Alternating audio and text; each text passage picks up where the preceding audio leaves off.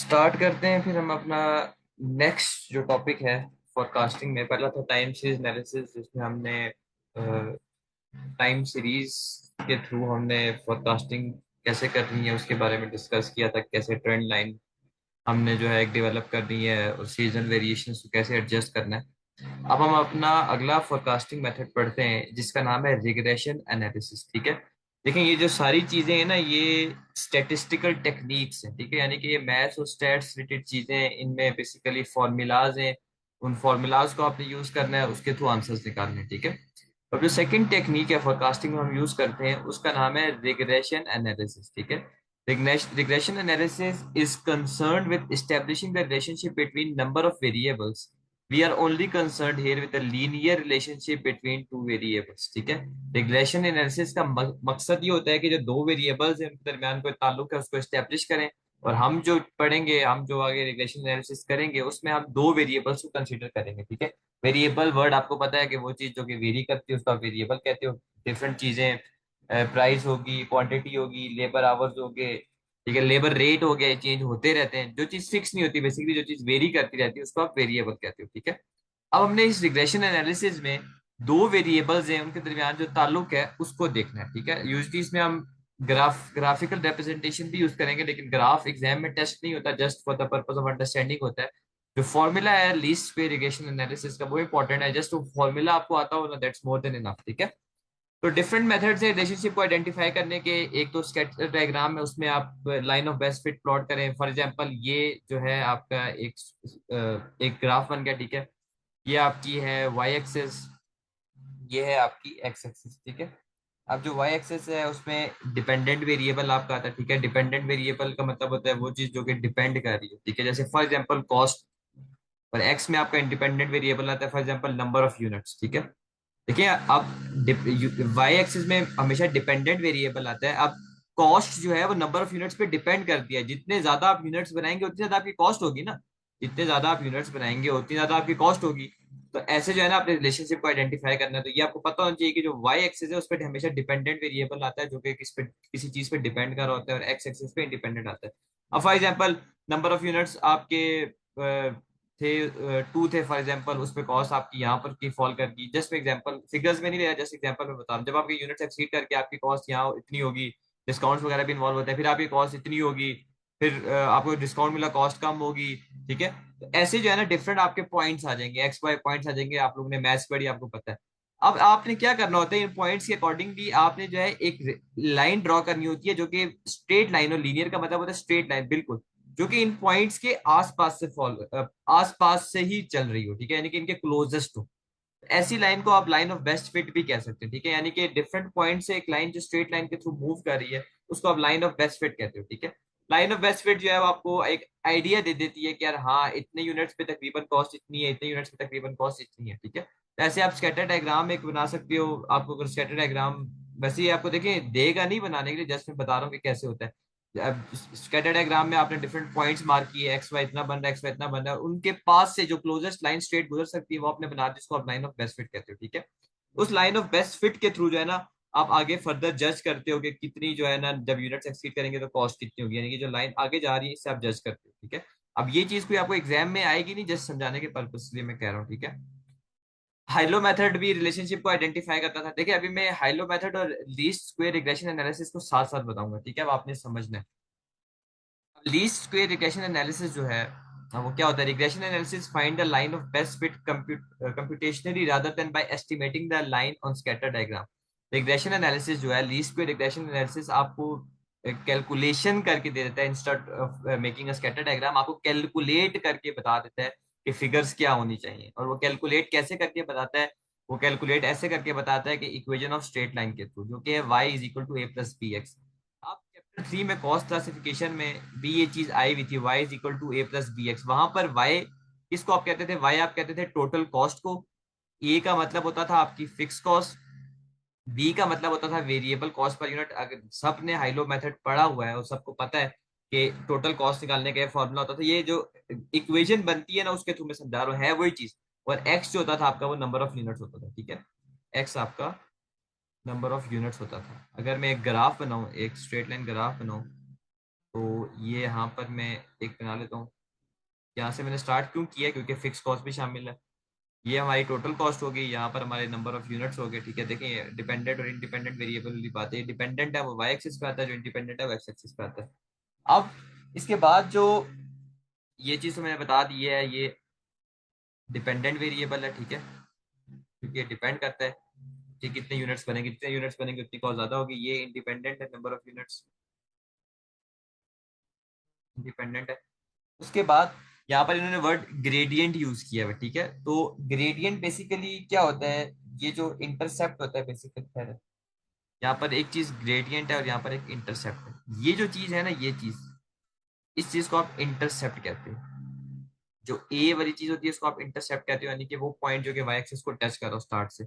और ये जो चीज है, ये जो लाइन है, ये सारी, इसको आप क्या कहते हो, इसको आप ग्रेडियंट कहते हो। ठीक है, तो अगर तो आपको ये मतलब एक ग्राफ आएगा तो नहीं, लेकिन आपको पता होना चाहिए कि जो लाइन होती है ग्राफ में उसको आप ग्रेडियंट कहते हैं। जो वाई एक्सिस पे पॉइंट टच हो रहा है तो उसको इंटरसेप्ट कहते हैं। वाई एक्सिस पे आपका डिपेंडेंट वेरिएबल होता है, एक्स एक्सिस पे आपका इंडिपेंडेंट वेरिएबल होता है। ठीक है, तो ये तो हमारा आइलो मेथड वाला था सारा सिस्टम।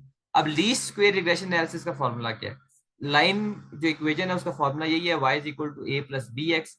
ठीक है, जो line equation of straight line है वो सेम है। अब इसमें आगे हमने चीजें कैसे निकालनी है, ठीक है, ये तो हाइलो मेथड वाली टेक्निक होगी। जो मैंने पॉइंट नंबर 2 था वो आपको समझाया। ठीक है, यहाँ पर ये वाला हाइलो मेथड वाला। अब हम आते हैं पॉइंट नंबर 3 पे, लीस्ट स्क्वेयर रिग्रेशन एनालिसिस पे। अब उसके थ्रू हम कैसे सॉल्व करेंगे? उसके थ्रू फॉर्मूला ये है, y is equal to a plus b x आपकी इक्वेशन है। ठीक है, उसमें जो बी आपने निकालना है वो इस फॉर्मूले के थ्रू निकालना है। ठीक है, और जो ए है आपने वो इस फॉर्मूले के थ्रू निकालना है। ठीक है, ए का अल्टरनेटिव फॉर्मूला भी ये लिखा हुआ है। ठीक है, देखिए ए सिंपली उन्होंने क्या किया, बी एक्स को यहाँ पर ले गए, तो A is equal to Y minus B X. अब ये जो बी का जो फॉर्मूला है, जो आपको फॉर्मूला नजर आ रहा है, बाजाहिर तो आपको बड़ा ये थोड़ा डिफिकल्ट लग रहा होगा फॉर्मूला। जब हम इसको सॉल्व करेंगे तो आपके लिए चीजें आसान हो जाएंगी। ठीक है, फॉर्मूला इसका क्या है, एन। एन का मतलब होता है number of pairs of data, कि कितने सेट्स ऑफ डाटा आपको गिवन है। अभी नीचे हम एग्जांपल करेंगे, वो आपको सारा क्लियर हो जाएगा। सुमेशन का मतलब होता है सम करना। एक्स वाई, एक्स वाई का मतलब ये होता है कि एक्स वाली चीज को आप वाई से मल्टीप्लाई कर रहे हैं। ठीक है, एक्स और वाई की को आपस में मल्टीप्लाई कर रहे हैं, जो फिगर्स आ रही हैं उनका सम कर रहे हैं, इसको आप कहते हो सुमेशन एक्स वाई। और उसको आप मल्टीप्लाई कर रहे हो कि कितना पेयर ऑफ डाटा आपको गिवन है। अभी मैं आगे जाके एग्जांपल से भी समझाऊंगा, लेकिन अभी यहाँ पर वैसे में समझा देता हूँ। फिर सुमेशन एक्स, जितनी भी एक्स वाली फिगर्स यानी कि इंडिपेंडेंट वेरिएबल्स वाली, उनको ऐड करना है।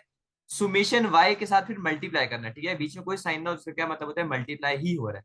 तो एक्स वाली जितनी भी चीजें उनको ऐड करना है, इस साइन का मतलब है ई का सुमेशन यानी कि सम करना, और फिर वाई वाली चीजों को सम करना है, फिर मल्टीप्लाई करना है। ठीक है, यहाँ पर एक्स वाई को मल्टीप्लाई करके फिर जो एक्स वाई का आंसर आएगा उसको सम करना है, और यहाँ पर सेपरेटली एक्स वाली फिगर्स का सम करना है, सेपरेटली वाई वाली फिगर्स का सम करना है, और फिर दोनों को आपस में मल्टीप्लाई करना है। नीचे आ जाते हैं एन सुमेशन एक्स स्क्वेयर, के जो एक्स वाली फिगर है उसका स्क्वेयर लेके जो आंसर आएगा उन सब का सम लेना है, और माइनस सुमेशन एक्स यानी कि एक्स वाली सारी फिगर्स को ऐड करके फिर उनका स्क्वेयर लेना है। ये डिफरेंस आप लोगों ने क्लियरली समझना है। ठीक है, यहां पर आपने एक्स जो है, एक्स बेसिकली एक्स स्क्वेयर लेना है, एक्स स्क्वेयर लेना है, और फिर उनकी फिगर्स को ऐड कर देना। एक्स स्क्वेयर के जितने भी आंसर्स आएंगे उन सबको ऐड कर देना है, उसका मतलब होता है सुमेशन एक्स स्क्वेयर। और यहां पर आपने पहले एक्स वाली जितनी भी फिगर्स हैं उनको ऐड करके फिर जो है ना उनका स्क्वायर लेना। तो ये डिफरेंस है। ठीक है, अभी हम आगे चलते हैं एग्जांपल तो उससे आपको समझ आएगा। ये देखें, ए का फॉर्मूला इन्होंने बताया हुआ summation y divided by n minus b summation x divided by n. तो ए का फॉर्मूला भी आपको बता दिया, बी का भी फॉर्मूला बता दिया, तो उससे आप जो है आंसर निकाल लेंगे। ठीक है, तो हम आगे मूव करते हैं। ये आपके पास एक एग्जांपल है। ठीक है, अब इस एग्जांपल को सॉल्व करते हैं और इस एग्जांपल को उस फॉर्मूले से सॉल्व करते हैं। ठीक है, इंटरेस्टिंग चीज ये है कि जो ये जो जितना मुश्किल सा फॉर्मूला है ये आपको याद करने की जरूरत नहीं है। ये फॉर्मूला आपको एग्जाम में गिवन होगा। ये मैंने फॉर्मूलाज इन टेबल्स खोले हैं जो कि एग्जाम में आपको सॉफ्टवेयर पे गिवन होता है। नीचे एक ऑप्शन होता है फॉर्मूला शीट का, वहां पर लिखा होता है कि ये फॉर्मूलाज आपको एग्जाम में ऑलरेडी गिवन होंगे। तो देखें, इसमें ये वाई वाला फॉर्मूला भी आपको बताया हुआ है, ए वाला भी बताया हुआ है, और आपको बी वाला भी बताया हुआ है। देख ये वाई वाला भी है, ए वाला भी है, बी वाला भी है, आगे हम आर वाला पढ़ेंगे, वो भी आपको बताया हुआ है। तो देखिए, इतने डिफिकल्ट फॉर्मूलाज है लेकिन इन्होंने आपको एग्जाम में बताए हुए हैं, तो आपको याद करने की जरूरत नहीं है। ठीक है, अब यहां से मैं स्टार्ट करता हूँ क्वेश्चन। ठीक है, इलिस्ट्रेशन को पढ़ते हैं। Marcus Aurelius limited is a small company, एक कंपनी है जिसका नाम है मार्कस ऑरेलियस। ठीक है, और बेसिकली एक सुपरमार्केट चेन है जिसकी 6 दुकानें हैं। हर शॉप जो एडवर्टाइजिंग करती है अपने न्यूज़पेपर में, मार्केटिंग वगैरह करती है, ठीक है। और वो देखते हैं कि मार्केटिंग के हिसाब से जो उनका सेल्स रेवेन्यू है वो कितना होता है, ठीक है। कि मार्केटिंग जितनी की है उस हिसाब से सेल्स रेवेन्यू उनका कितना हो रहा है, तो उससे रिलेटेड उन्होंने कुछ डाटा गैदर किया। पहली चीज तो आपने आइडेंटिफाई करनी है कि डिपेंडेंट वेरिएबल कौन सा है, यानी कि एक्स कौन सा है, और इंडिपेंडेंट सॉरी जो आपका इंडिपेंडेंट वेरिएबल यानी कि एक्स कौन सा है, और डिपेंडेंट वेरिएबल यानी कि वाई कौन सा है, ठीक है। अब मेरा आप लोगों से क्वेश्चन ये है कि एडवर्टाइजिंग एक्सपेंडिचर और सेल्स रेवेन्यू में से डिपेंडेंट वेरिएबल कौन सा है, ठीक है।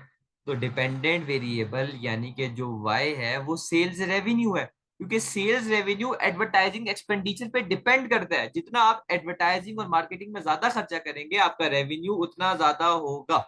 जितना आप मार्केटिंग में एडवर्टाइजिंग में ज्यादा खर्चा करेंगे उतना रेवेन्यू ज्यादा होगा, यानी कि रेवेन्यू किस पे डिपेंड करता है, एडवर्टाइजिंग एक्सपेंडिचर पे। एडवर्टाइजिंग एक्सपेंडिचर आपका एक्स हो गया यानी कि इंडिपेंडेंट वेरिएबल, और सेल्स रेवेन्यू जो है वो आपका डिपेंडेंट वेरिएबल हो गया, ठीक है। अब हम फॉर्मूला से बी निकालते हैं, ठीक है। अब ये देखें, ये फॉर्मूला है n summation x y minus x Y summation x summation, खैर ये सारी चीजें निकाल लेते हैं, यहाँ पर इसको सॉल्व करते हैं। यहाँ पर इन्होंने नीचे सॉल्व करके दिया हुआ है, लेकिन हम लोग इसको वैसे भी सॉल्व करेंगे, ठीक है। तो यहाँ पर मुझे, यहाँ पर तो मैं एक्स वाली फिगर्स का यहीं पे सम कर लेता हूँ सारी का। यहाँ पर मैं वाई वाली फिगर्स का सारों का सम कर लेता हूँ, ठीक है। तो कैलकुलेटर में मैं पकड़ा हुआ है। वैसे ही इन्होंने यहाँ पर ये एक्स कॉलम को सम करके दे दिया, यानी कि इन सबको ऐड करके 450। तो आप भी बेशक खुद से भी ट्राई करने कोई मसला नहीं है।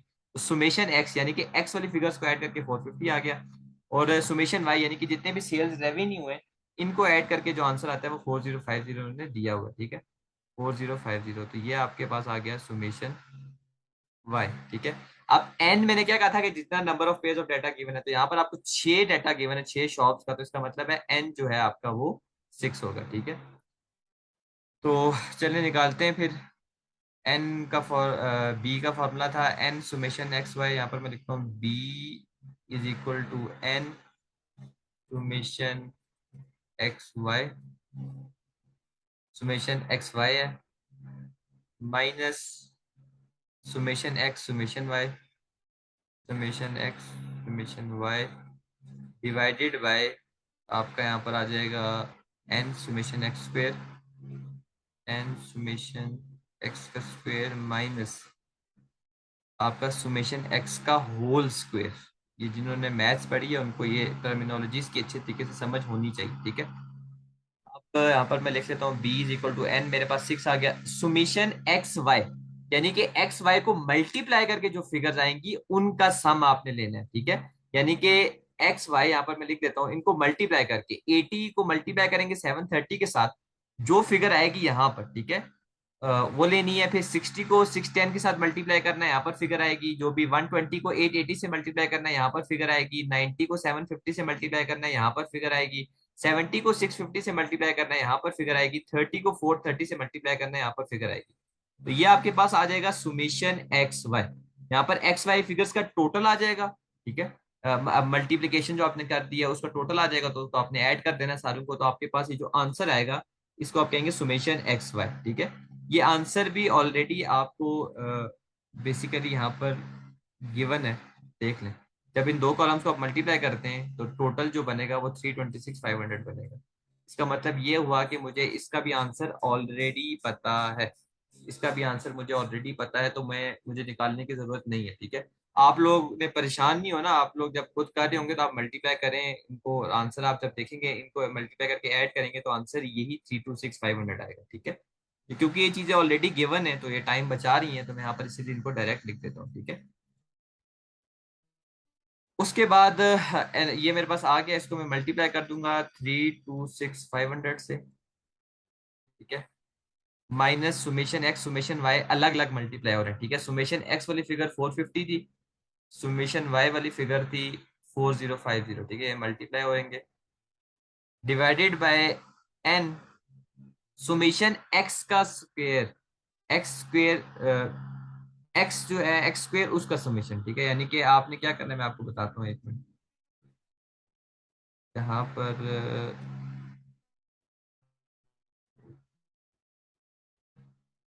यहाँ पर ये आपके पास एक्स वाली फिगर आ गई 450 ना, लेकिन आपने यहाँ पर ये नहीं करना, आपने एक्स का स्क्वायर लेना है और फिर उनको ऐड कॉलम ना, तो एक्स का स्क्वायर लेना है, ठीक है। ये एक्स 80 है, यहाँ पर 80 का स्क्वायर आएगा, फिर यहाँ पर जो आंसर आएगा वो 60 का स्क्वायर होगा, फिर 120 का स्क्वायर होगा, फिर 90 का स्क्वायर होगा, ये एक्स स्क्वायर में ले रहा हूँ, ठीक है। फिर 70 का स्क्वायर होगा, फिर 30 का स्क्वायर होगा। इन लोगों का, इनका जो स्क्वायर होगा उसका जो आंसर आएगा उसको आपने यहाँ पर ऐड कर देना, ठीक है। देखें, एक्स का स्क्वायर लेना है फिर उसको ऐड करना है, यहाँ पर आपने एक्स को ऐड करके फिर उसका स्क्वायर लेना है, ब्रैकेट का ये मतलब है। यहाँ पर पहले आपने एक्स स्क्वायर लेना है, यहाँ पर आपके पास सुमेशन एक्स स्क्वायर की वैल्यू आ जाएगी। देखिए मुझे एक्स स्क्वायर जो है और सुमेशन एक्स स्क्वायर का आंसर मुझे ऑलरेडी पता है, उन्होंने बताया है कि जब आप एडवर्टाइजिंग एक्सपेंडिचर को स्क्वायर करते हो और उनको फिर ऐड करते हो तो आंसर आपका 38,300 आता है।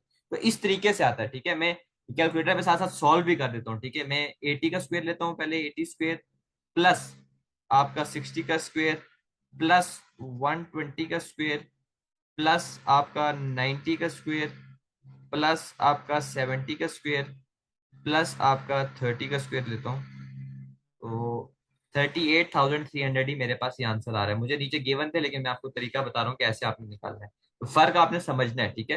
तो एन जो है यहाँ पर वो आपके पास होगा 6, एन की जगह मैं लिखता हूँ 6, सुमेशन एक्स स्क्वायर 38,300 मुझे पता चल गया, 38,300, ठीक है। यहाँ पर आपने सुमेशन एक्स का स्क्वायर लेना है, सुमेशन एक्स 450 आपने लिया हुआ है, जस्ट इसका स्क्वायर लेना है। अब मैं कैलकुलेटर से इसको सॉल्व करता हूँ, बी का आंसर निकालता हूँ। 6 × 3 + 6 500 मेरे पास आ जाएगा 1959000। यहाँ पर मैं साथ साथ लिखता जाता हूँ 1959, मैं 000 की जगह के लिख रहा हूँ, ठीक है, ताकि थोड़ी जगह यहाँ पे मुझे मिल जाए। -450 × 4050, ये आ रहा है 1822500। तो यहाँ पर मैं लिख देता हूँ 18225 के, ठीक है। के का मतलब 000, मैं साथ साथ बोल रहा भी हूँ ताकि जो है आपको पता चल जाए। 6 × 38,300, ये आपके पास आ जाएगा 229,800, यानी कि 229.8 के माइनस आपका 450 का स्क्वायर जो है वो आ रहा है 202,500, यानी कि 202.5 के। ये मैं के इसलिए लिख रहा हूँ 000 की जगह के, थोड़ी यहाँ पर मुझे स्पेस मिल जाए। अब मैं इनको माइनस करता हूँ, 1959 -1822.5, ऊपर आ जाएगा 136.5 के, यानी कि 136,500। अब यहाँ पर जगह आ गई है तो मैं यहाँ पर थाउजेंड्स को भी एडजस्ट कर रहा हूँ।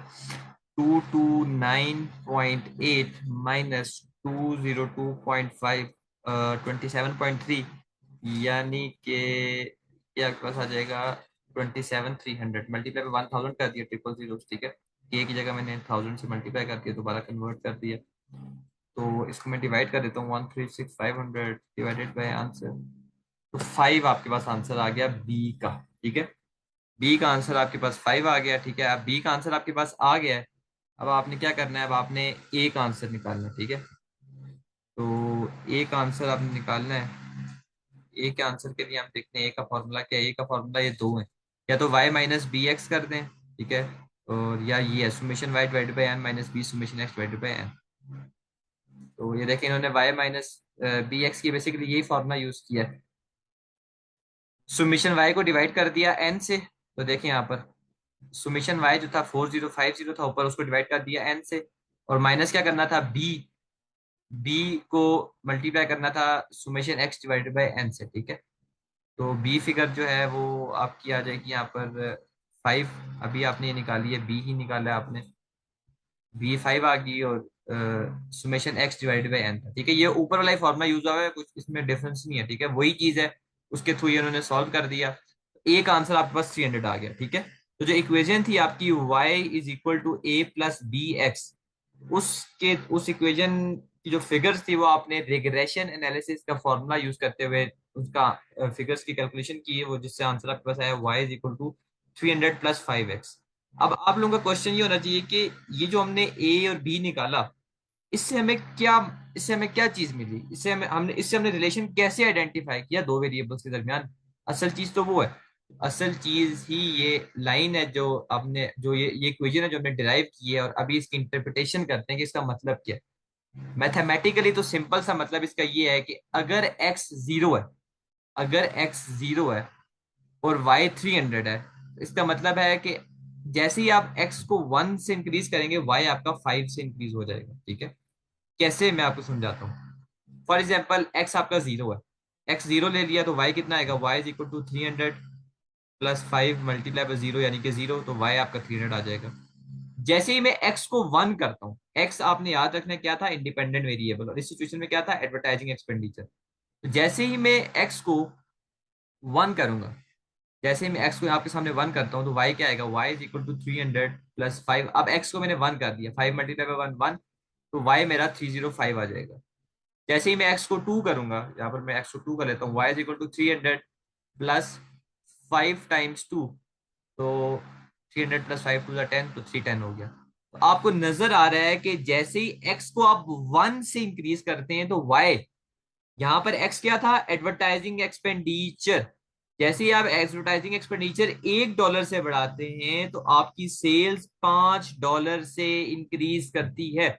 यही रिलेशनशिप हमने डिराइव किया इन फॉर्मूलाज को यूज करते हुए। ठीक है, तो बिजनेस एडमिनिस्ट्रेशन इंटरप्रिटेशन इसकी ये होगी कि $1, $1 एडवर्टाइजिंग पे जो आप एडिशनल स्पेंड करोगे, उससे आपकी जो सेल्स हैं वो $5 से बढ़ जाएंगी। यही इंटरप्रिटेशन, यही रिलेशन, यही हमें हेल्प करेगा फोरकास्ट करने में, बजट्स बनाने में, प्लानिंग करने में। हमें पता होगा कि यार इतना मैंने एक्सपेंडिचर लगाया तो सेल्स रेवेन्यू इतने से इंक्रीज हो जाएगा। उस हिसाब से आप अपने जो है बजट बनाओगे, आप अपने बजट के एडवर्टाइजिंग एक्सपेंडिचर को उस हिसाब से देखोगे। आप देखोगे कि यार इतने पे इतना सेल्स जनरेट होगी, आप देखोगे कि यार मुझे इतना अगर सेल्स रेवेन्यू चाहिए तो मैं इतना मार्केटिंग एडवर्टाइजिंग का खर्चा करूं। तो ये लाइन डिराइव करने के लिए जो है हम ये मेथड इस्तेमाल करते हैं, जिस मेथड का नाम है least square regression analysis. High-low method भी यही चीज होती थी, आप लोगों को याद हो, उसमें भी तो हम फोरकास्टिंग ही कर रहे होते थे। उसमें भी तो हम यही कर रहे होते थे ना कि टोटल कॉस्ट में क्या चेंज आएगा अगर लेवल ऑफ एक्टिविटी चेंज हो जाए। तो भी वो भी तो प्लानिंग ही थी ना, फोरकास्टिंग ही थी। तो वो भी एक फोरकास्टिंग टेक्निक है जो हम एक ऑलरेडी पढ़ चुके हैं। ठीक है, अब के बाद वो थोड़ा थ्योरेटिकल चीज लिखिए। Linear regression analysis can be used to make forecast और estimates wherever a linear relationship is assumed between two variables. Linear relationship का मतलब होता है straight line variables. And historical data is available for analysis. जाहिर सी बात है, ये जो पिछला हिस्टोरिकल डाटा था, पास्ट पैटर्न था, उसी की बेस पे तो हम फोरकास्टिंग प्लानिंग करते हैं। ठीक है, अब यहाँ पर दो फिगर्स है जिनके बारे में, दो टर्मिनोलॉजीज है जिनके बारे में आपको पता होना जरूरी है। ठीक है, the regression equation can be used to predict values of y from a given x value. ये अभी हमने बात कर ली। अगर वैल्यू ऑफ एक्स यानी कि वैल्यू ऑफ इंडिपेंडेंट वेरिएबल आपके डाटा रेंज के अंदर है, जो डाटा आपको गिवन होता है उसके अंदर है, तो फिर जो आप प्रिडिक्शन बनाओगे, जो ये जो लाइन ऑफ इक्वेशन बनाओगे, जो प्रिडिक्ट कर रही है, चीजों को प्रिडिक्ट करके दे रही है, इस सिचुएशन में सेल्स रेवेन्यू को प्रिडिक्ट करके दे रही है, वो आपकी इंटरपोलेशन कहलाएगी। अगर जो है वैल्यू ऑफ एक्स यानी कि इंडिपेंडेंट वेरिएबल वो आपके डाटा से बाहर है, तो फिर जो आपकी प्रोटेक्शन है वो एक्स्ट्रापोलेशन कहलाएगी। और इंटरपोलेशन जो है वो सेफर होती है एक्स्ट्रापोलेशन से, क्योंकि डाटा में वो फिगर्स इंक्लूडेड होती हैं, शामिल होती हैं, तो उनकी बेस पे प्रोटेक्शन को हम फेयरली कह सकते हैं कि यार दे आर सेफर, वो हमें ज्यादा बेहतर बताती हैं। ठीक है, जैसा कि मिसाल के तौर पर इस सवाल में एक्स एडवर्टाइजिंग एक्सपेंडिचर था। ठीक है, अब फॉर एग्जाम्पल आपके पास जो रेंज है डाटा, वो आपके पास है, रेंज है 30 भी है और 120 भी है मैक्स। ठीक है, एक मिनट।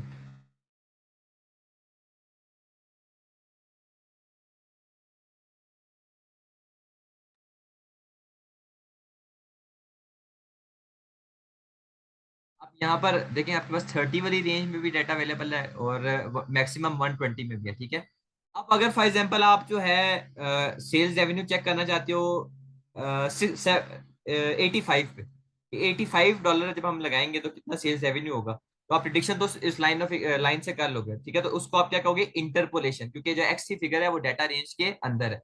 लेकिन अगर आप फॉर एग्जांपल 140 पे निकाल रहे हो या आप 10 पे निकाल रहे हो, 10 पे 10 अगर एडवर्टाइजिंग एक्सपेंडिचर 10 है तो सेल्स रेवेन्यू कितना होना चाहिए, तो वो एक्स्ट्रापोलेशन कहलाएगी। ठीक है, अगर एक्स की जो डाटा रेंज है, जिस रेंज पे आप प्रिडिक्शन कर रहे हो, वो आप रेंज जो गिवन डाटा है उससे बाहर है, तो एक्स्ट्रापोलेशन कहलाती है। अगर वो गिवन डाटा के अंदर है तो वो इंटरपोलेशन कहलाती है, और ऑब्वियसली इंटरपोलेशन जो है वो सेफर होगी एज कम्पेयर टू एक्सट्रापोलेशन, ठीक है। लीनियर रिग्रेशन से आप ट्रेंड लाइन भी स्टेब्लिश कर सकते हो। देखें ना, ये ट्रेंड लाइन ही है ना, ये ट्रेंड लाइन का मतलब क्या होता है कि क्या ट्रेंड चल रहा है। तो इससे आप ये आइडेंटिफाई कर सकते हो कि यार ट्रेंड ये चल रहा है कि एक एक्सपेंस हम बढ़ाते हैं एडवर्टाइजिंग का तो हमारी सेल्स 5 से बढ़ जाती है, तो आपको ट्रेंड पता चल रहा है ना कि कैसे ट्रेंड आप स्टेब्लिश कर सकते हो। तो ये टाइम सीरीज हम ऑलरेडी पढ़ चुके हैं, ठीक है। ये इन्होंने यहाँ पर बाद में पढ़ाई है F2 में, लेकिन हमने क्योंकि पहले पढ़ी हुई है तो ये वही एग्जैक्टली वही कॉपी पेस्ट टाइम सीरीज है, ठीक है। और इंडिपेंडेंट वेरिएबल जो है वो टाइम सीरीज में टाइम होता है, ठीक है। और जो डिपेंडेंट वेरिएबल होता है वो सेल्स हो गया, प्रोडक्शन वॉल्यूम और कॉस्ट, जो कि डिपेंड करती है, ठीक है। बाकी इसका अल्टरनेटिव, ये एक अल्टरनेटिव है हाइलो मेथड का। हाइलो मेथड में भी आप बेसिकली अगर आप को आपके पास अगर fix cost variable cost per unit available है तो आप किसी भी जगह पे टोटल कॉस्ट निकाल सकते हो, ठीक है। तो ये लीनियर रिग्रेशन एनालिसिस था जिसके थ्रू हमने एक इक्वेशन ड्राइव किया, इस इक्वेशन के थ्रू हम जो है फोरकास्टिंग कर सकते हैं, प्लानिंग कर सकते हैं, प्रिडिक्शन कर सकते हैं, ठीक है। कैसे अंडरस्टैंडिंग वर्क जो है ये आपका होमवर्क है, आपने करना है। इसमें कोई भी मसला हो तो आप मुझसे पूछ लीजिएगा, ठीक है। दो क्वेश्चन है, एक में वो कह रहा है कि रिग्रेशन एनालिसिस से आपने वेरिएबल कॉस्ट पर यूनिट निकालनी है और मंथली फिक्स कॉस्ट निकालनी है, ठीक है। y is equal to a plus b x है, ठीक है। तो ए क्या कहलाती थी, फिक्स कॉस्ट, यानी कि मंथली फिक्स कॉस्ट का मतलब है आपने ए वाली फिगर निकालनी है, और b variable cost per unit है तो इसका मतलब है कि आपने बी वाली फिगर निकालनी है रिग्रेशन एनालिसिस से, ठीक है। फिर वो कह रहा है कि आपने बताना है कि अगर प्रोडक्शन 120 यूनिट्स है तो कॉस्ट कितनी होगी, ठीक है।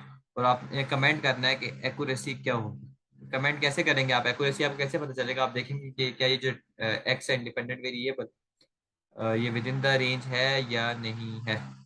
अगर तो विद इन द रेंज नहीं है तो एक्स्ट्रापोलेशन, और एक्स्ट्रापोलेशन आपको पता है सेफर नहीं होती, तो इसका मतलब है वो कम एक्यूरेट होगी, ठीक है।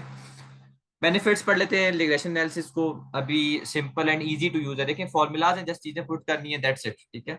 बेसिक रिलेशनशिप को देखती है दो डाटा के दरमियान, वेरिएबल रिलेशनशिप को, लीनियर रिलेशनशिप को, स्ट्रेट लाइन रिलेशनशिप को।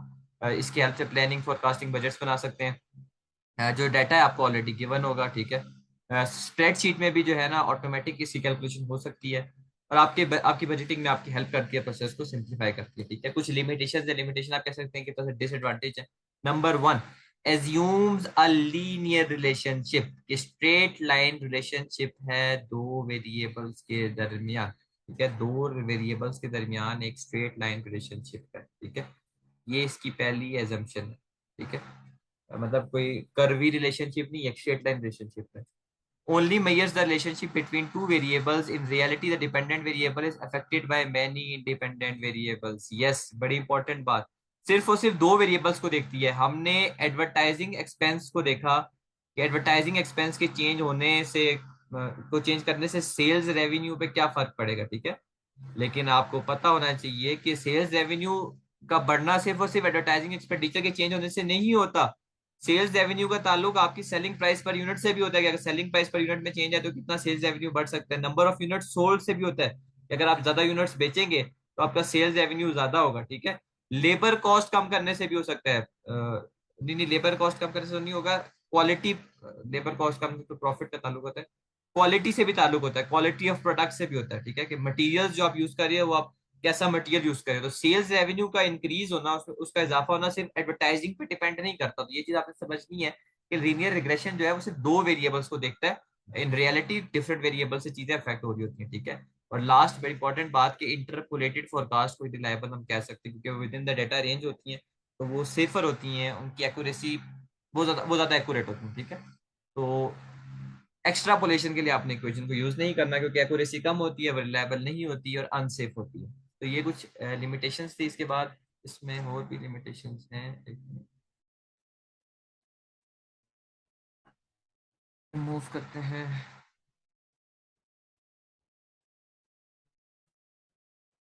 ये जो लिमिटेशन लिखी हुई है ना, ये मोस्टली जो है ना मैनेजमेंट टेक्निक्स लिमिटेशन है कि मैनेजमेंट टेक्निक्स को हम जो है मैनेजमेंट टेक्निक्स जो हम यूज करते हैं प्लानिंग के लिए, तो प्लानिंग हम कहाँ से करते हैं, प्लानिंग हम ज्यादातर past data, past behaviour, past pattern को आइडेंटिफाई करके करते हैं ना। तो आपने याद रखना है कि ये जरूरी नहीं है कि जो हिस्टोरिकल चीज है वही फ्यूचर में रिपीट होगी।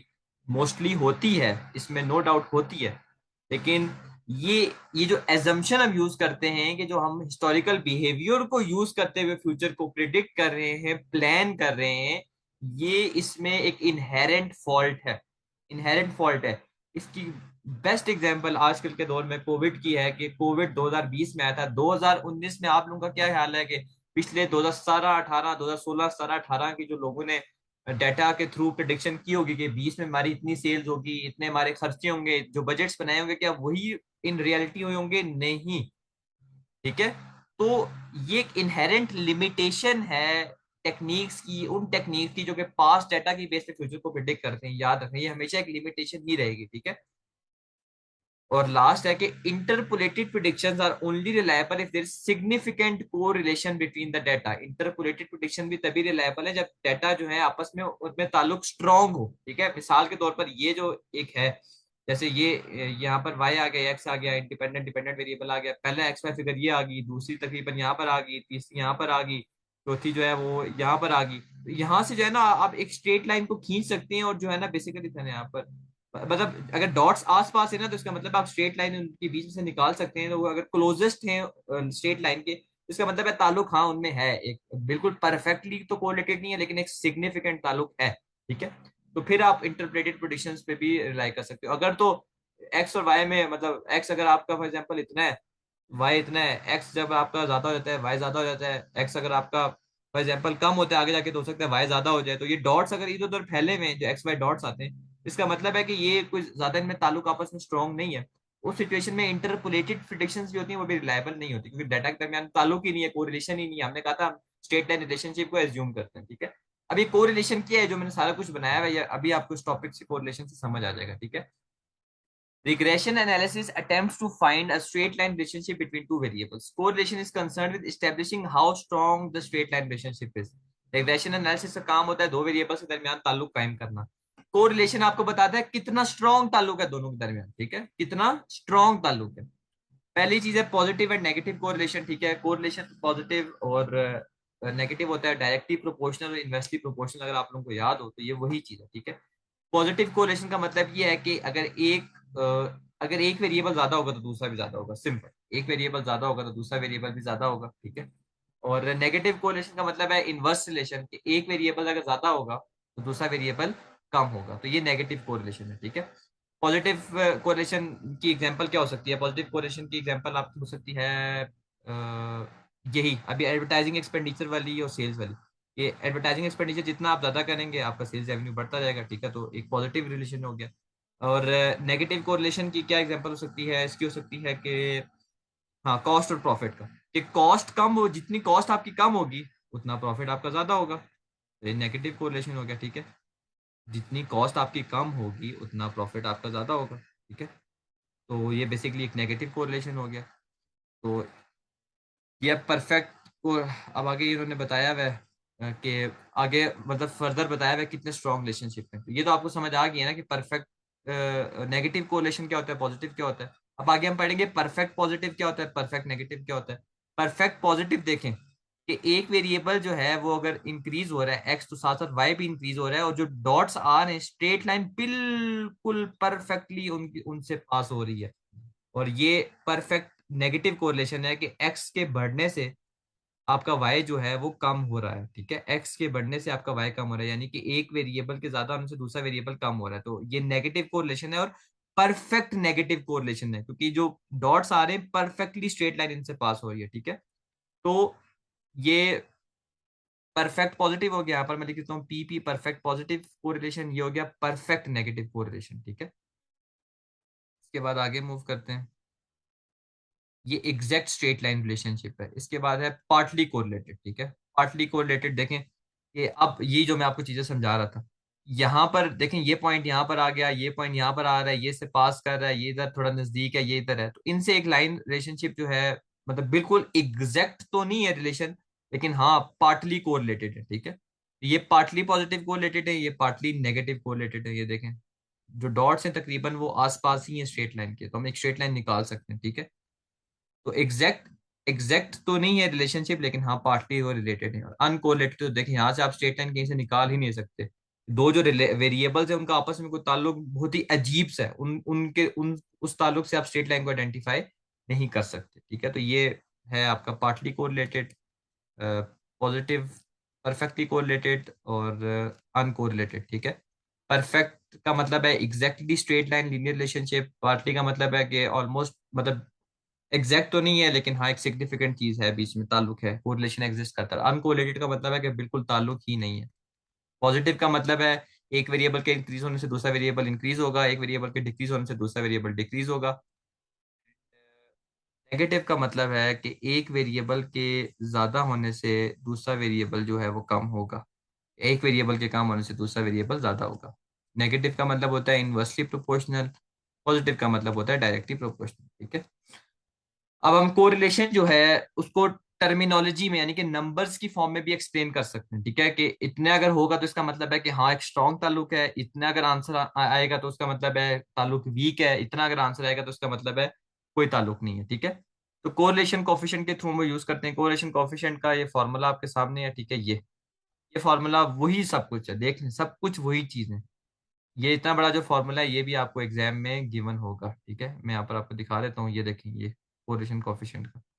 अब आपको पता कैसे चलेगा कि यार कितना आंसर आएगा तो हमें कोरिलेशन की क्या सिचुएशन है, कितना आंसर आएगा तो कोरिलेशन क्या हमें बताएगा, तो हम वो देखते हैं। इस आर को आप कोरिलेशन कोफिशिएंट कहते हैं।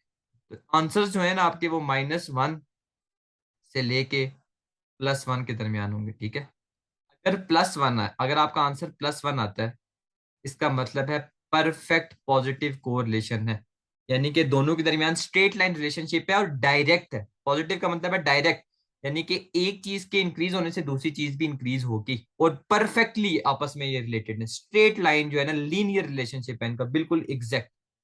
और -1 का मतलब है परफेक्टली नेगेटिव कोरिलेटेड, कि एक वेरिएबल के इंक्रीज होने से दूसरा वेरिएबल डिक्रीज होगा और बिल्कुल एग्जैक्ट जो है ना स्ट्रेट लाइन रिलेशनशिप है इनके दरमियान। ठीक है, अगर जीरो आया आंसर आपका, अगर जीरो आया तो जीरो का मतलब है कोई कोरिलेशन नहीं है, नो कोरिलेशन, अनरिलेटेड है, इनके दरमियान कोई ताल्लुक नहीं है। ठीक है, अब आगे उसने कहा हुआ है कि अगर इनके दरमियान फिगर्स आती हैं तो उनको कैसे इंटरप्रेट करना है। ठीक है, it is generally taken that if r is greater than 0.8, अगर तो आंसर जो है वो 0.8 से ऊपर है, यानी कि 0.8 से ऊपर क्या आएगा, 0.8 से ऊपर 0.9 है और फिर 1 ही आता है ना। अगर यहां से ज्यादा आंसर आता है 0.8, 0.9, 0.1, तो आप कहेंगे स्ट्रॉन्ग रिलेशनशिप है, स्ट्रॉन्ग पॉजिटिव है, क्योंकि पॉजिटिव साइड पे ना स्ट्रॉन्ग पॉजिटिव, वो पार्टली कोरिलेटेड वाली चीज आपको याद है ना, कि जो कोरिलेटेड बिल्कुल एग्जैक्ट तो नहीं है लेकिन हाँ काफी सिग्निफिकेंट है। तो 0.8 से ज्यादा आंसर आया तो इसका मतलब है कि हाँ एक स्ट्रॉन्ग पॉजिटिव कोरिलेशन है। अगर -0.8, जैसे यहाँ पर -0.8 है फिर -0.9 आएगा, इधर से इस तरफ से ज्यादा आंसर है तो आप कह सकते हैं स्ट्रॉन्ग नेगेटिव कोरिलेशन है। ये बिल्कुल एग्जैक्टली तो रिलेट नहीं है, लेकिन हाँ इनमें काफी स्ट्रॉन्ग कनेक्शन है। ठीक है, काफी स्ट्रॉन्ग कनेक्शन है और नेगेटिव है, यानी कि एक चीज के ज्यादा होने से दूसरी चीज कम होगी। सही है, और अगर जीरो के आसपास हुए तो इसका मतलब है पुअर रिलेशनशिप है। ठीक है, जैसे 0.8 से कम 0.7, 0.6, 0.4, 5.4। अभी आप निकालेंगे कैसे आंसर, आप इसके थ्रू निकालेंगे। ठीक है, ये भी आपका होमवर्क है, कोई भी चीज इसमें जो है ना वो नई नई नहीं है। ठीक है, ये आपका होमवर्क है। रजिस्ट्रेशन 2, ये सब वही फिगर्स है, n summation x summation y, ये मैं आपको सारी चीजें समझा चुका हूँ। ये आपको पता होना चाहिए कि यहाँ पर सुमेशन वाई है तो इसका मतलब है वाई वाली चीजों को सम करके फिर होल स्क्वायर लेना है। यहाँ पर जबकि वाई स्क्वायर लेके फिर उसकी वैल्यूज को सम करना है। ठीक है, तो ये चीजें आपको पता होनी चाहिए। अब ये देखें इन्होंने यहाँ पर निकाला हुआ है, यहाँ पर इनका आर का आंसर 0.98 आया है, 0.8 से ज्यादा है, 1 के पास है, तो तकरीबन ये एग्जैक्टली कोरिलेटेड ही है, तो ये परफेक्ट पॉजिटिव के नजदीक है लेकिन परफेक्ट पॉजिटिव नहीं है, तो आप कहोगे यार स्ट्रॉन्गली कोरिलेटेड है। ठीक है, तो ये इसका आंसर है। अब हाँ ठीक है, ये कह रहे हैं which of the following is not a feasible value for the correlation coefficient. तो 1.2 तो आपको पता है एग्जिस्ट करता ही नहीं है ना, कोरिलेशन कोफिशिएंट तो 1 से लेके -1 के बीच में फिगर्स होती है ना, 1.2 कहाँ से आ गया। बाकी ये जो है आप निकाल लीजिएगा आर के फॉर्मूला से। ठीक है, अब एक और चीज है यहाँ पर, कोफिशिएंट ऑफ डिटर्मिनेशन, ये कोरिलेशन कोफिशिएंट है, एक और कोफिशिएंट ऑफ डिटर्मिनेशन है। कोरिलेशन कोफिशिएंट आपको क्या बताता था कि कितना स्ट्रॉन्ग रिलेशनशिप है दोनों वेरिएबल्स में। जैसे कि एडवर्टाइजिंग, जो हम एग्जांपल पढ़े थे, एडवर्टाइजिंग और सेल्स में कितना स्ट्रॉन्ग रिलेशनशिप है, ये आपको बताएगा। कोफिशिएंट ऑफ डिटर्मिनेशन यानी कि आर स्क्वेयर, यही वाली जो फिगर है ना, यही वाली फिगर, इसका स्क्वेयर जब आप ले लेंगे ना, इसी का बस पावर इसका स्क्वेयर ले लेंगे तो आपके पास आर स्क्वेयर का आंसर आ जाएगा। ठीक है, तो आर स्क्वेयर जो है वो बेसिकली आपको क्या बताता है, the coefficient of determination r square measures the proportion of changes in y that can be explained by changes in x when straight line relationship has been established। R आपको बताता है कि एडवर्टाइजिंग और sales में कितना गहरा ताल्लुक है, और coefficient of determination r square आपको ये बताता है कि जो सेल्स में चेंजेस आ रही हैं कितने परसेंट एडवर्टाइजिंग की वजह से आ रही हैं। देखें, बात को समझने की कोशिश करें। ऊपर मैंने आपको एक बात बताई थी कि सेल्स में कमी होना या ज्यादा होना उसका सारे का सारा ताल्लुक एडवर्टाइजिंग से तो नहीं है ना, सब का सब ताल्लुक एडवर्टाइजिंग से तो नहीं है। ठीक है, तो आर तो आपको ये बताएगा ना कि एडवर्टाइजिंग और सेल्स में कितना अच्छा ताल्लुक है, कि जैसे एडवर्टाइजिंग के इंक्रीज होने से सेल्स इंक्रीज हो रही है तो बिल्कुल परफेक्टली हो रही है, स्ट्रांगली हो रही है, कैसे हो रही है। जबकि आर स्क्वेयर आपको ये बताएगा कि कितने परसेंट जो सेल्स में चेंजेस हैं उनका जिम्मेदार एडवर्टाइजिंग है। ठीक है, सेल्स यानी कि वाई, एडवर्टाइजिंग यानी कि एक्स, वो आपको एक परसेंटेज देगा। ठीक है, जैसे यहाँ पर आर का आंसर ऊपर उन्होंने सवाल में निकाला होगा इलिस्ट्रेशन में, यहाँ पर देखते हैं 0.98 आया। ठीक है, अब आपने आर स्क्वेयर लेना है तो आप क्या करेंगे, 0.98 का स्क्वेयर ले लेंगे। मैं 0.98 का स्क्वेयर लेता हूँ यहाँ पर, एक मिनट। पॉइंट 0.98 का स्क्वेयर आपके पास आता है 96.9604, क्योंकि इसको परसेंटेज में लिखना है तो ये आंसर आएगा 0.9604। इसको परसेंटेज में लिखना है तो मल्टीप्लाई बाय 100 कर दूंगा, यानी कि 96.4%। इसका मतलब ये है कि 96.4%। मैं फॉर एग्जाम्पल मैं ये एज्यूम कर रहा हूँ कि एडवर्टाइजिंग और सेल्स का ही ताल्लुक है, अगर वही है तो नहीं, ये वो नहीं है, लेकिन मैं यही एज्यूम करता हूँ एडवर्टाइजिंग और सेल्स का ताल्लुक है। तो 0.98 ने आपको ये बताया कि इनका आपस में एक स्ट्रॉन्ग ताल्लुक है, और आर स्क्वेयर 96.04% ने आपको ये बताया कि 96% जो सेल्स रेवेन्यू है वो एडवर्टाइजिंग एक्सपेंडिचर की वजह से इंक्रीज हो रहा है, बाकी 4% जो है ना वो दूसरी चीजों का इफेक्ट। ठीक है, तो ये आपको कोफिशिएंट ऑफ डिटर्मिनेशन बताता है। जस्ट जो आर का आंसर आएगा उसका आपने स्क्वायर लेना है। ये फॉर्मूलाज में आपको सारी चीजें गिवन है। ठीक है, ये यहाँ पर ये एग्जाम में आपको गिवन होंगी, आपको याद करने की जरूरत नहीं है। इसके साथ जो हमारी रिग्रेशन एनालिसिस टेक्निक थी फोरकास्टिंग की, उसका जो है टॉपिक वो खत्म हो चुका है।